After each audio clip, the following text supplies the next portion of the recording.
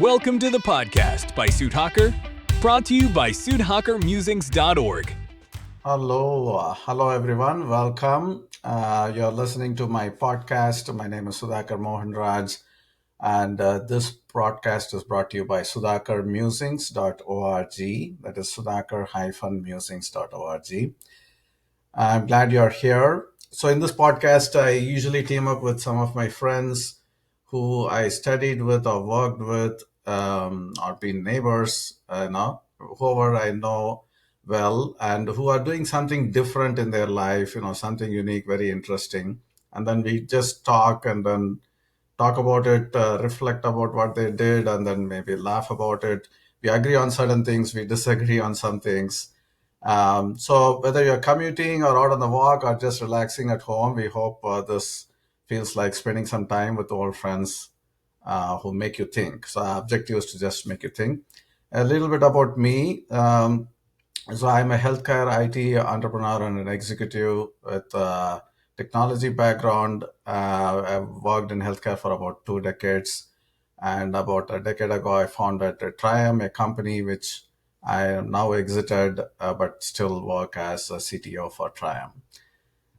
So today we have a very special guest. My friend Vikram Krishna is joining us today.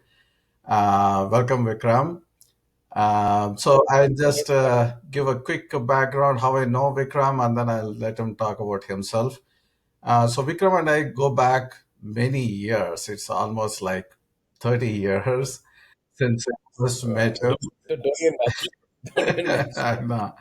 So this was in our, I did my first MBA in India in Bharathasan Institute of Management in Tiruchirappalli. It's a city in Tamil Nadu.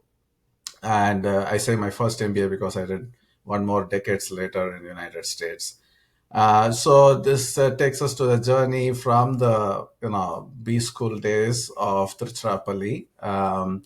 Vikram is now a banker in Dubai, and but that's not what we are going to talk about today. It's not about banking. Banking is boring. So we are going to talk about something more interesting. He's a conservation entrepreneur. So that is the big deal. So I let him introduce himself a little bit more. God, Sudhakar, I didn't realize he met 30 years back. No. Maybe we should edit out that portion, make it like. That doesn't qualify. But yeah, so Sudhakar and I go back a long time, and we were together in an MBA. Yes, I am in the world of environment and entrepreneurship and creating an impact. Uh, I have a bit of a, my current situation is unusual, and the background to this unusual situation is also rather non-standard as well. So, post my MBA, I joined advertising in India, and I spent about 5 years working with some very interesting brands, having a lot of fun in the process. And then from there, I moved to the world of financial services. I was a part of SBI Cards, which is a joint venture between State Bank of India, which is India's largest, it still is India's largest bank, and G Capital then. And then, so I just joined SBI Cards when they were getting off the ground and they're launching, and spent a few years there in brand management and customer experience and loyalty and so on. And then from there, I moved to City Financial in particular, and I did mortgages. That's relevant to what I'm doing now, so I'll talk about that later. But 3 years, 3.5 years leading large teams, almost 1,000 plus people, and I was quite young at that time, so it was incredibly scary but a very exciting opportunity. And then from there, I moved to HSBC, where I was looking at products, and then marketing was an added part of my responsibility. So financial products really became an area of interest for me for a few years. And then I joined. I got an opportunity to merge two banks. So I just grabbed that, and I found myself in Dubai with a bank called Emirates Bank, and my role really was on the retail side to get the whole retail assets organizations up and running, and I led that for a few years. Made some money for the bank as well, which is what typically what capitalists That's what do. banks Uh, want. uh, Yeah. that's what banks want as well, and that's what shareholders expect. Hmm.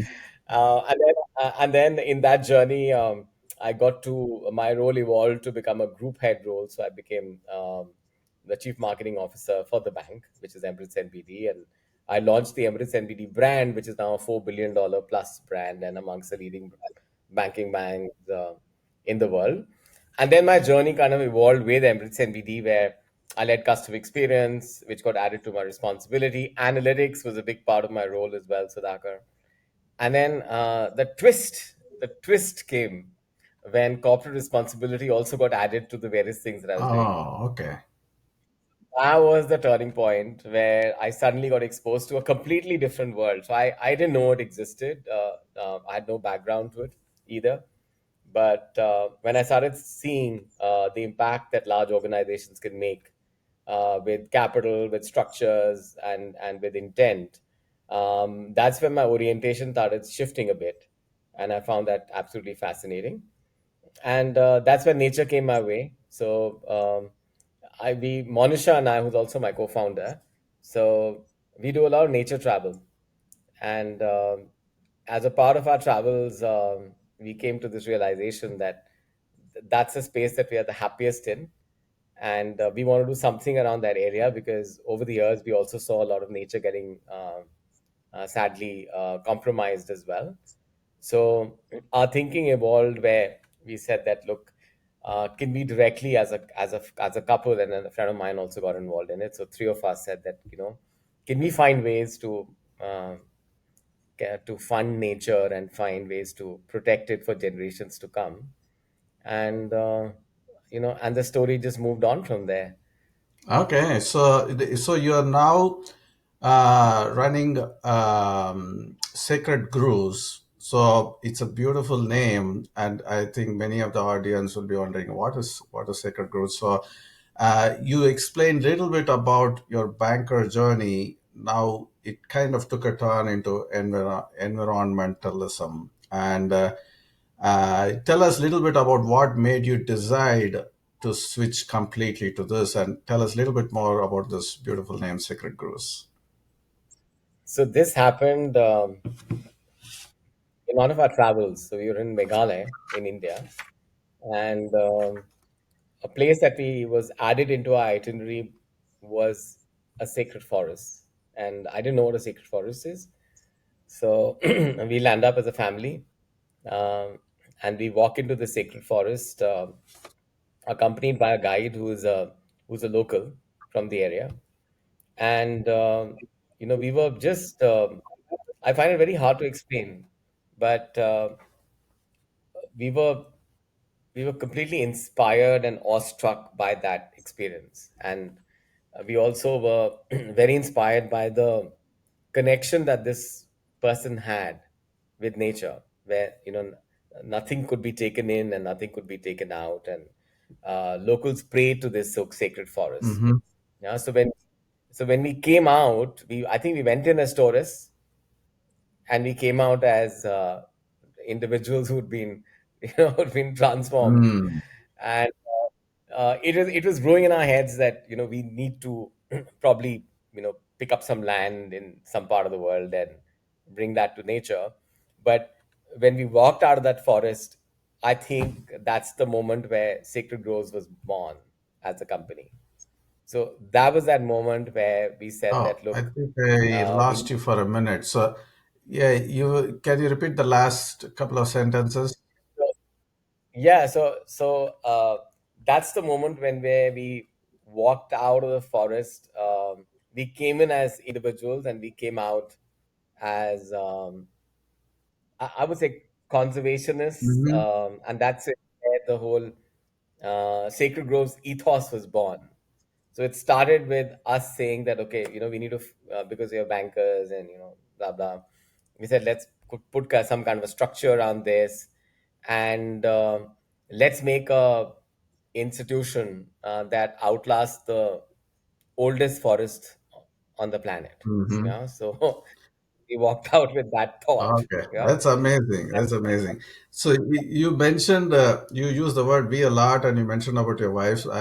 For the sake of audience, I know your wife, but for the sake of the audience benefit, I think we should give some background story. Uh, so when we joined BIM, one of the in the welcome speech, the director of the institute, the MBA institution, Dr. Jairam, I think Jay Kumar or Jay, Jai Jay Shankar. Shankar, Jai yes. Shankar. So he Yeah. said, you get three things from this institution. One is a very rhyming word. You remember that or you don't? He Yeah. Go ahead. said, he said you get a degree, a nokri, and a chokri. Okay, so I got two out of the three, but you scored three out of three, man. I did a slam dunk. So that's the background I'm setting you so that you can That's introduce about exactly. your wife. Okay. Yeah, yeah, yeah. So Monisha and I, as Sudhakar mentioned, we got together in college, and she became a development finance professional for a decade plus. And then she took a, when I moved to Dubai, then she was always the smarter one, by the way. So she chose to take a career break and bring up our girls. And around 2018, 2019 is when when our girls were moving on to their college, their educational journey. That's when Monisha also expressed an interest to go back into, an area that we were both equally passionate and interested in. So that's when she joined the thought process around sacred groves, and then Sudhir, my a friend of mine, who he joined in as well, and the trio then formed Sacred Groves in the form and shape that it's in. Yeah. Nice. So Mhm. That's I leave the other bits out. Yeah. So we'll stick to well, the. yeah. But just Okay. before you go there, just wanted to, some of the audience don't understand Hindi, so just to clarify what I said Ah, previously, the three words I used are degree, nokri, and chokri. Okay, degree is the English word for you get an MBA degree after you complete the course.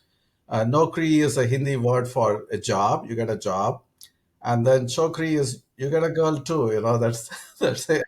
I don't know if it's the best choice of words, but that's the word he used. The context is Vikram and his wife met in the MBA program, and now they are working together saving forests. So uh, I'll yeah. let you explain a little bit more about Sacred Groves. Like, what is your business model? And previously, when we spoke, you used the word community interest company. I never heard of this word, community interest company. So if you can explain that and a little bit more about Sacred Groves, that'll be good. Yeah. So when we examined the entire nature landscape, yeah, what we were keen to do is to look at additionality, which is bring in our own, skill sets and experience, and find ways to make a difference.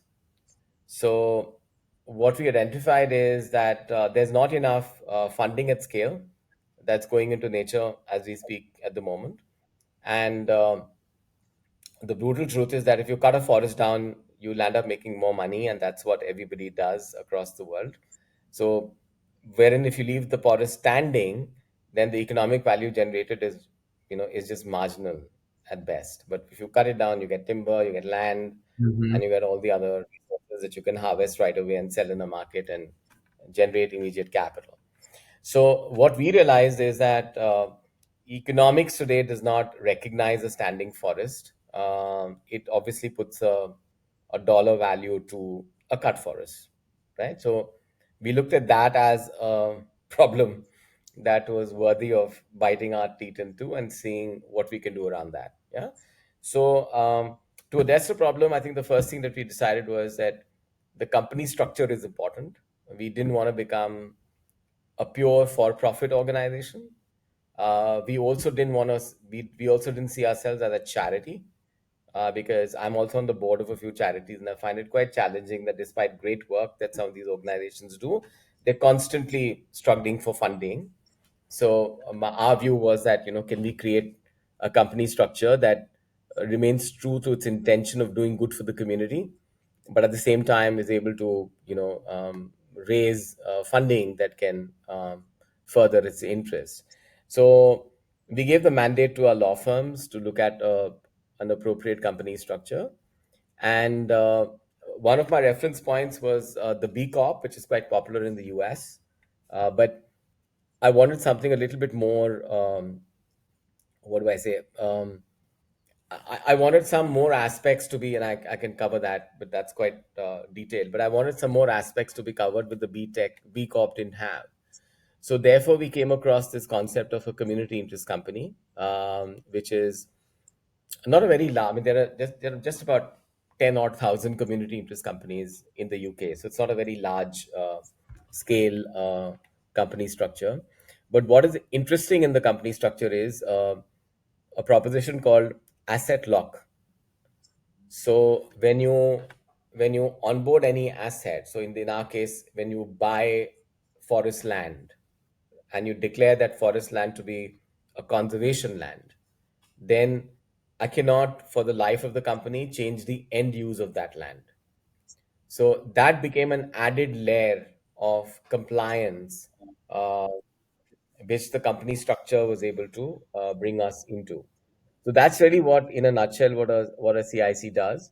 It also can enable you to access capital markets as needed, and gives a fair amount of flexibility in terms of funding structures. So that interested us, and then we formed our community interest company called Sacred Grove CIC. Mm. Uh, Very interesting. So, every company for needs revenues, and it'll have expenses, and so it needs sources and uses of funds. So basically, if it is a regular company, like even I, until I met you and spoke with you recently, I really didn't know about this concept of a CIC. Or so many of the audience will not know about what is a CIC. How do they make money? How can a forest make money? It's a basic question. So can you explain a little bit more about? You also said you're not a charity, so it's not just like a regular charity where you run by donations alone, right? So can you explain a little bit about how do you make money, and once you make the money, where do you actually spend the money? yeah. So in the first phase of our journey, what we've done is we found forests in different parts of the world that are up for sale and are at a danger of getting destroyed with commercial intentions, and essentially they lie on a they are on a freehold land. So freehold land allows you to do what you want as a landowner, right? So as a start, we identified such, and that's where my mortgage background comes in, right? So I use my networks to find such forests in different parts of the world. Our initial few years have been self-funded, because when you're trying to do something so new, um, it's very hard for bankers to believe you. And so I didn't even bother uh, approaching most of my friends who are in the VC industry, because you know, I also invest in the side, and this is different. This is Right. so new that it often defies logic. Yeah. So, but anyway, so what we do is that we are almost, for want of a better word, creating slash inventing models that can get funding into a forest without its getting destroyed. So the first model that we created is called a conservation token. So what a conservation token does is it's a digital twin that we make using geospatial imaging of the forest. So you have the real forest here, and the geospatial image then becomes a rudimentary digital twin, Mm-hmm. and then we break that up into clusters. So imagine a grid-like structure forms on the forest Mm-hmm. image, and then each node of that grid is a cluster, which is potentially the size of the room that you're sitting in right now. Mm. So that's available for $50 for a period of 10 years for people to support. And Sacred Grove clusters can be accessed through our web app, our mobile apps, and people download our app. So we've got people now from 34 countries who find us. We don't actively market ourselves. but we speak in different forums, and you know, word of mouth is something which is quite large for us as well. Hmm. So, so we launched conservation tokens, which is sacred grove clusters, in 2022, and so that's been the first model. Um, and then basis user feedback, we also added a gifting component to it as well. So people started gifting sacred grove clusters to environmentally sensitive friends and family. So our youngest guardian is a 3-day-old baby who was given a Sacred Groves cluster by a well-wisher, of course, to the parents. And then we've also had educational institutions giving Sacred Grove clusters to the graduating class, and then of course anniversaries, and so recently there was a birthday where a grandmother gifted Sacred Grove clusters to a grandchild. So it's evolving, right? So, and it's an interesting play. It's still I would say it's post revenue, but it needs time to scale up. But it's a new industry, and people are digesting it, and some are getting it, and taking to it. So that's one economic model. And the $50 that we collect per token has a subscription to it as well, and almost 60% of what we collect goes into conservation, and 40% takes care of our OPEX. So that's how the Sacred Groves cluster economic model in a nutshell Hmm. operates at. Okay. Hmm? That, Then the mhm. sorry, Yeah, that's beautiful. Actually, it's a very very innovative idea. You're creating a digital twin, like a of the forest area, and then splitting it into components, and then yep, people are investing into it and giving it yeah, as a gift or as a memento to others, and therefore it yeah, is automatically preserved. That brings in the revenue part of it. yeah, Yes, so far very interesting. Please go on. Yeah. yeah. So so I was doing all of this during COVID. So I was still employed by Emirates NBD, and I was a member of the executive team there, in the retail bank. And then companies started approaching, saying that, Vikram, you're onto something. Can we do some work together? So that's when I had a choice to make between Emirates NBD and Sacred Groves, and obviously, Sacred Groves was the choice that I chose, that I made. So then our second model started, which is what I call conservation commerce. So conservation commerce is based on the uh, premise, and that there's a growing tribe of conscious consumers all over the world. So women, young adults, educated, affluent, um, they are actively seeking ways in which they can make a difference through their purchases, and they do have, in many cases, a direct preference for organizations or products that have a backstory which is rich, meaningful, and attracts them, from the context of the um, environmental aspirations that they have for themselves, as well as for their family. So so we got into conservation commerce, and some of the examples that I'm very happy to share is, the first company that came on board was a Instagram based art seller. Hmm. So a startup called PR Nation, they sell art on Instagram. It's a crowded market, so they were looking at differentiation, and they also saw that a lot of their buyers are the young adults. So they made a commitment that for every square foot of art that they sell, a square foot of forest is protected with sacred groves. Hmm.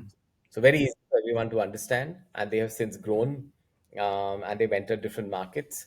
So that was the first one that we did, that I'm very very proud of. The second one that gives me a lot of joy is a bank.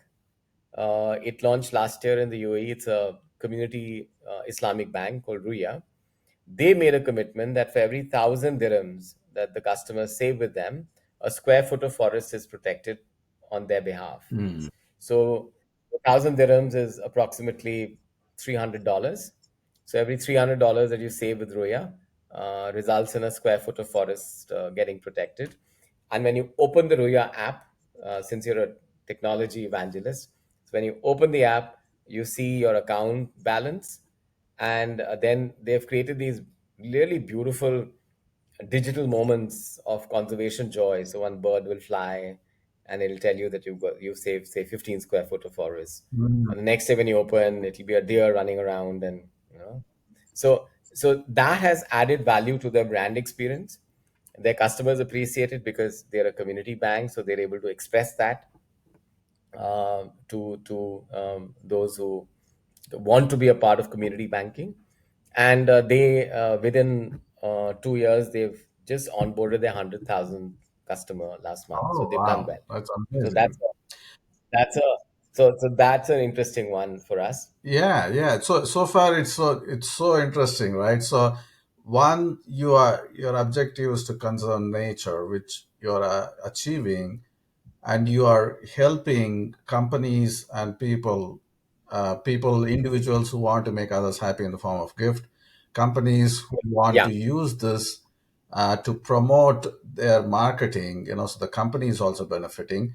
And when the end user, in this case, like on the retail side, on the end user, if I'm the customer of the bank, I log in addition to seeing my bank balance, if I see, oh, I did something for the nature today, it is very satisfying, right? So I feel that, okay, so I had done something better. The only thing I have seen in the US banks is convert from paper to electronic statements. That's the only benefit I see in all these banks. But yeah, I'm not yeah, very impressed with that idea. But if my bank approaches me with the idea like this, I'll definitely sign up for it.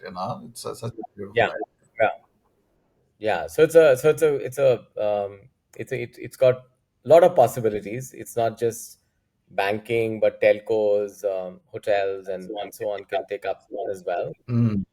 Another one that Monisha really likes is a jewelry company. So this is 100-plus-year-old jewelry company called W Saloon. They are originally from Lebanon, but they have business interests in the UK and France. So they reached out to us through the UN Global Compact because they wanted to attract the European audience, 20 to 40-year-old, who are interested in jewelry, but they're looking at design and experience, which appeals to their sustainability aspirations. So with them, we've launched a range of jewelry last year at the Paris Fashion Week. It's called Forest Splendors. So Forest Splendors designs are inspired by our forests, and each time you buy any item from that range, a percentage between 8 to 10% of the sale value comes to sacred groves for conservation. Wow. So this is a so these are what I'm trying to do here is I'm trying to set different templated ideas which can scale up, Hmm. you know, in more ways than one, across geographies, where people realize that, look, they're wearing the jewelry that they love, they're paying happily whatever they can afford, but in that process, or they are banking with the bank that is giving them, a savings account and investment products and loans as they need, or a credit or a debit card.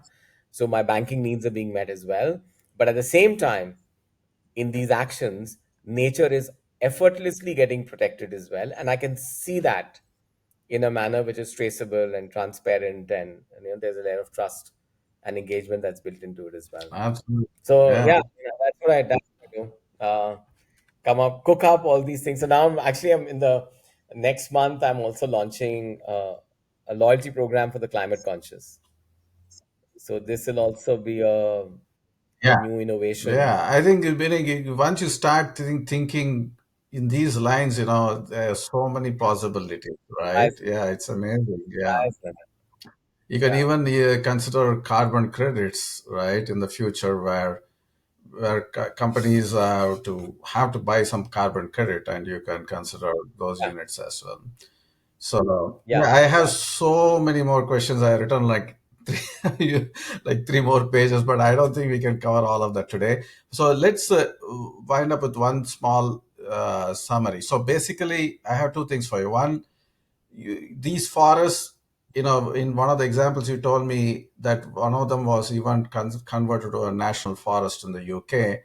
So tell us a little bit True that. about that, and also to the audience, how can they help you? How can they find you? What can they do to help you, spread the word or buy a part of this digital twin or gift it?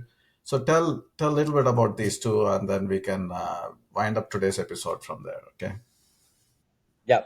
So I look at you know forests that are at a danger of a sale, and where it's quite evident to us and my teams that once they're sold, then they'll be harvested, right? So we convince ourselves that if it is not purchased by organizations like ours, then they get lost forever. We also focus on old growth forests. So, the ones that we have in Wales, which have just been declared national forest for Wales, um, they're a few hundred years old forests. And they are recognized for their biodiversity value. And all around them actually is pasture land.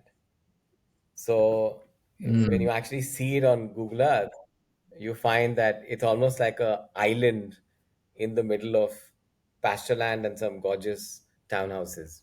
Yeah. So hmm. we bought that. And what has happened in Wales is that the Welsh government has recognized that they're losing a lot of their precious biodiversity, and there are very very few such woodlands left, which represent what native Welsh flora used to be.